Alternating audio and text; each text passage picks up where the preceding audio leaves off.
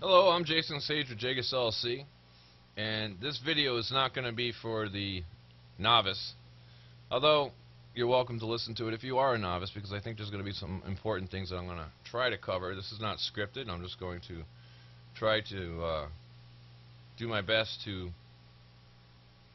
share with you some things that actually can help you write some faster code. Fast Endian, E-N-D-I-A-N. That's the number of bits wide your bus is on your computer. Now, a lot of folks aren't aware of this, but if you have data in your program that is not byte aligned, which means, let's say for example, we're starting at memory location 0 and we're dealing with a 32-bit processor, okay, which means that 4 bytes are used to represent a 32-bit number. So if you're dealing with values like 32-bit numbers, whether they're integer or unsigned quad words or whatever. Oh no, not quad words in that case. That's 64-bit. Getting ahead of myself. You're dealing with double words or whatever. You're dealing with 32-bit numbers.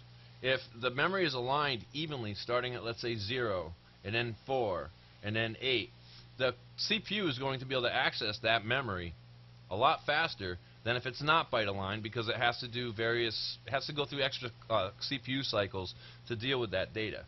So that's something important, that a simple thing by byte aligning your data structures. And in fact, in some cases, believe it or not, for speed, if you are dealing with certain data bits, or 32-bit numbers that are byte aligned, and you have something that's not 32-bit wide, it might be worth actually having an empty variable if you can't find something to fill that spot, just so that your next set of 32-bit numbers are byte aligned again.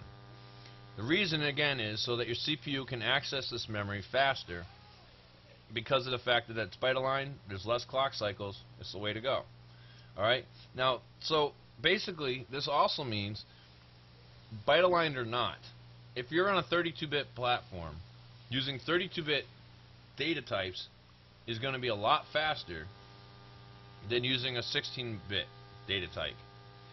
If you can use a 32-bit number as opposed to using a string to represent something, by all means do so. It's going to be a lot faster if you can do that. Okay? Strings take a lot of processing, not even part of this conversation. The same holds true if you're on a 64-bit machine.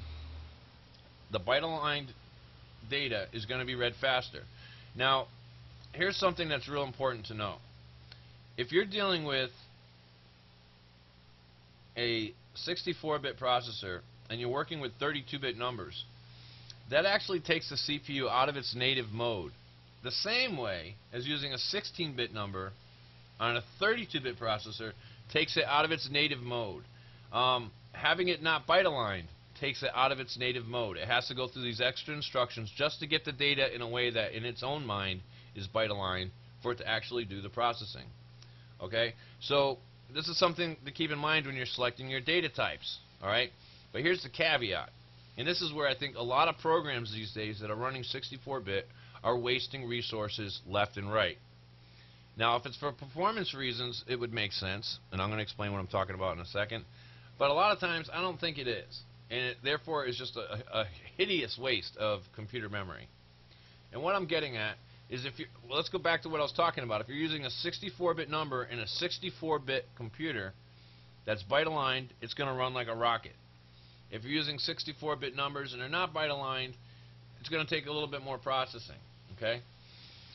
But here's the thing. If you're using 64-bit numbers, which are 8 bytes each, and you multiply that times, let's say, thousands, and most of your variables only need to be a byte, only need to be 16 bits, 2 bytes, only need to be 32-bit numbers based on the range of what those variables are going to be used for, then you're wasting bytes possibly exponentially.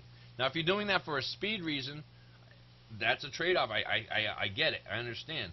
But if you're doing that for the sole purpose of it's easier, I was able to take my 32-bit program and I just changed all the data types to 64-bit numbers and it runs great. All right. Okay, but you might be like wasting a lot of memory and resources that you don't need to do that. I mean, you don't need to. So that's something to think about. Now let's take this to another realm. I want to cover one more thing here, and that's databases.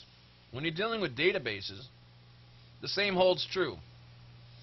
And before I even, well, let's say this. On the databases, if you're running on a 32-bit machine and you have 32-bit data types, those are going to get processed faster than any of the other data types, period. Whether or not they're byte aligned under the hood, we don't know. We don't know. We didn't write the database system. And unless we did, then we'd know. But you don't know how that's getting handled in memory.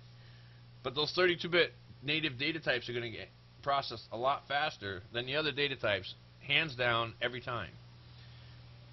And the same is true if you're on a 64-bit platform using 64-bit data types, would be handled faster than 32-bit or 16-bit or whatever, or 8-bit.